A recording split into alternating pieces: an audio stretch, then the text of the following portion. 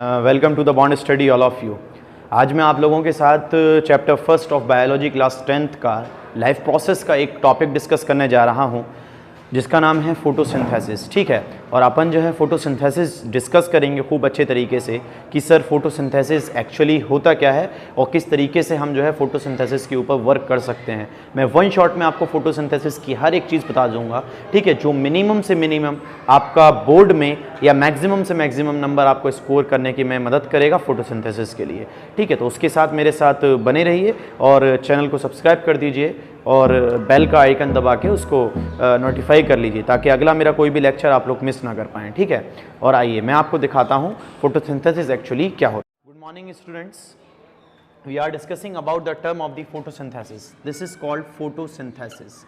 ठीक है, तो देखिए अभी जो हम सबसे पहले बात कर रहे हैं ना, मेरा सबसे पहला फर्स्ट प्रियोरिटी फोकस जो रहता है ना वो सिर्फ एक चीज़ पर रहता है कि साहब आपको सबसे पहली प्रियोरिटी जो देनी है किसी भी चीज़ को पढ़ने के लिए वो उसके वर्ड पर देनी है, उसके वर्ड रूट पर देनी है कि आखिरकार वर्ड रूट क्या कर रहा है। इस वक्त सारी चीज़ें भूल जाइए और एकदम मेरी वीडियो पे फोकस कीजिए, मेरे लेक्चर पे फोकस कीजिए कि मैं क्या बताना चाह रहा हूँ आपको। एक वन टाइम वन शॉट्स में मैं आपको सारी की सारी चीज़ें सिखाऊंगा। तो देखिए वर्ड आता है फोटोज। ठीक है, तो अपन बात कर रहे हैं फोटो की। ये वर्ड जो लिया गया है comes from this word is comes from Greek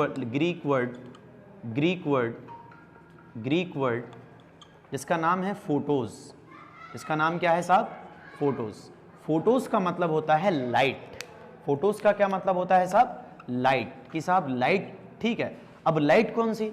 ठीक है, क्या कोई भी बल्ब लेके मैं किसी भी प्लांट के ऊपर लगा दूं तो क्या लाइट की पूर्ति पूरी हो जाएगी? रोशनी की बात नहीं कर रहा हूं, I am talking about the sunlight. ठीक है, अब पूछिए सर सनलाइट ही क्यों जरूरी है? क्योंकि sunlight is a complex mixtures of several types of the things. ठीक है, just like UV rays, just like vitamins, minerals और बहुत सारी चीजें उसके अंदर मौजूद होती हैं साहब। आप लोगों को इतना डीप जाने की जरूरत नहीं है, लेकिन फिर भी ये समझना थोड़ा सा जरूरी है। ठीक है साहब, तो क्या हुआ? फोटोसिंथेसिस। फोटोज का मतलब होता है लाइट और सिंथेसिस का मतलब होता है फॉर्मेशन। ठीक है, तो मैंने दो चीजें बता दी आपको कि साहब क्या होता है। फोटोज का मतलब होता है लाइट और सिंथेसिस का मतलब होता है फॉर्मेशन। ठीक है, फॉर्मेशन। तो अब यहां तक बात समझ में आ रही है कि लाइट के जरिए फॉर्मेशन कराया हुआ जो चीज कहलाती है वो क्या कहलाती है? फोटोसिंथेसिस कहलाती है साहब। ठीक है, अब आते हैं मेन टॉपिक पे कि एक्चुअली मेन टॉपिक है क्या। ठीक है, मेन टॉपिक क्या है वो चीज मैं आपको बताने की कोशिश कर रहा हूं। देखिए मेन जो टॉपिक है ना वो क्या है कि फोटोसिंथेसिस एक्चुअली आप डिफाइन किस तरीके से करेंगे मैं वो बताता हूं आपको। मैंने लिखा है कि the process by which green plants makes their own food with the help. ठीक है, मैंने कहा कि वो प्रोसेस जिसके जरिए ग्रीन प्लांट्स, ठीक है, अपना खाना खुद बनाते हैं। Make their own food. कौन सा फूड साहब? Own food. Make their own food. ठीक है, अपना खाना खुद बनाते हैं with the help of sunlight, chlorophyll, water and carbon dioxide. ये चार चीजें एसेंशियल हैं फोटोसिंथेसिस के लिए। कई बारी एक नंबर में क्वेश्चन पूछा जाता है, write down the essential things for the photosynthesis. आप फोटोसिंथेसिस के लिए एसेंशियल थिंग्स को जो है वो डिफाइन कीजिए। तो मैं बता रहा हूं आपको जो एसेंशियल थिंग के लिए फोटोसिंथेसिस है वो क्या है? सनलाइट है, क्लोरोफिल है, वाटर है, कार्बन डाइऑक्साइड है साहब। ठीक है, अब देखिए साहब क्लोरोफिल, सनलाइट आप समझ गए कि सूरज की रोशनी है। क्लोरोफिल के बारे में मैं थोड़ी सी रोशनी आपको डालता हूं, एक एक चीज थोड़ी सी समझनी है आपको। क्लोरोफिल क्या है? क्लोरोफिल देखिए इधर एक छोटा सा बॉक्स बनाता हूं मैं, यहां पे क्लोरोफिल के बारे में आप थोड़ा सा समझिएगा कि क्लोरोफिल कहते किसको हैं। देखिए हमारे पास प्लांट का सेल होता है। ठीक है, सेल के अंदर एक ऑर्गेनल पाया जाता है जिसका नाम होता है प्लास्टिड्स। ठीक, प्लास्टिड्स के अंदर तीन पिगमेंट पाई जाती हैं जिसमें से एक होती है क्लोरोप्लास्ट, एक होती है क्लोरोप्लास्ट, और इस क्लोरोप्लास्ट के अंदर ही क्लोरोफिल पाया जाता है। क्या पाया जाता है साहब? क्लोरोफिल पाया जाता है। इस क्लोरोप्लास्ट के अंदर क्लोरोफिल पाया जाता है। अब कोई आपके पास आया और आपसे पूछता है कि भाई पत्तियों के अंदर जो क्लोरोफिल होता है वो कैसा होता है? अच्छा एक बात और बता रहा हूं, क्लोरोफिल वहीं मौजूद होगा जहां पे सिर्फ ग्रीन कलर मौजूद होगा। ठीक है, वरना पत्ती के किसी भी रेफरेंस में ग्रीन कलर नहीं होगा, प्लांट के किसी भी उसमें, तो क्लोरोफिल वहां पे मौजूद नहीं हो सकता साहब। तो देखिए सेल हुआ, प्लास्टिड्स हुआ, क्लोरोप्लास्ट आया, तो उसके पहले क्या? जो प्लांट का सेल है, जो green part of the cell है, उसके अंदर क्या मिलेगा?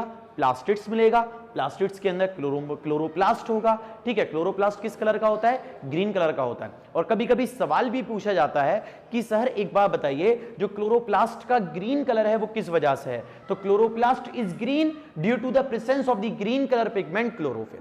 यहां तक बात समझ में आ रही है कि नहीं आ रही है? तो देखो, मैंने अभी तक तुमको वन शॉट में एक चीज समझाई है, क्या कि साहब द प्रोसेस बाय विच, एक ऐसा प्रोसेस जिस प्रोसेस के जरिए प्लांट्स अपना खाना खुद तैयार करते हैं, उसको अपन क्या बोलते हैं? फोटोसिंथेसिस बोलते हैं। फोटोसिंथेसिस के लिए 4 चीजें जरूरी हैं, सनलाइट जरूरी है, क्लोरोफिल जरूरी है, वाटर जरूरी है एंड कार्बन डाइऑक्साइड जरूरी है। मैंने अभी आपको 2 चीजें जनरली बताई कि साहब सनलाइट क्या चीज होती है, क्लोरोफिल क्या चीज होती है और कहां पाई जाती है क्लोरोफिल, ठीक है। अब जो डिस्कस करने के लिए जा रहा हूं मैं वो है साहब वाटर, ठीक है, जिसको अपन क्या बोलते हैं? वाटर बोलते हैं, ठीक। और क्या है? कार्बन डाइऑक्साइड, जिसको अपन CO2 के नाम से जानते हैं, ठीक है। यहां तक बात आप लोगों की बिल्कुल क्लियरिफाई हो रही है साहब, ठीक है। यहां तक बात समझ में आती है कि साहब ये पूरा का पूरी कंडीशनलाइजेशन हो गया, ये पूरा का पूरा रेफरेंस हो गया जो अपन जो है समझ चुके हैं यहां तक। Is it clear to everybody or not? ठीक है, यहां तक बात समझ में आ गई। अब बोले सर होता कैसे है, ये चीज थोड़ी सी समझाने की कोशिश जरा हमको कीजिए सर कि होता किस तरह से। तो देखो, ये इक्वेशन बहुत ज्यादा फेमस है साहब, जो NCERT ने दी है, ठीक है। यहां लिख सकते हैं आप, ये NCERT की किताब का वर्ड है आपकी, ठीक है। ये बहुत ज्यादा फेमस इक्वेशन है, ठीक है, बहुत ही ज्यादा फेमस इक्वेशन है जो NCERT ने कहा है। NCERT ने क्या कहा कि कार्बन डाइऑक्साइड जब रिएक्ट करेगा किसके साथ? वाटर के साथ, ठीक है साहब। तो देखिए, मैं आपको दिखाने की कोशिश करता हूं थोड़ा सा।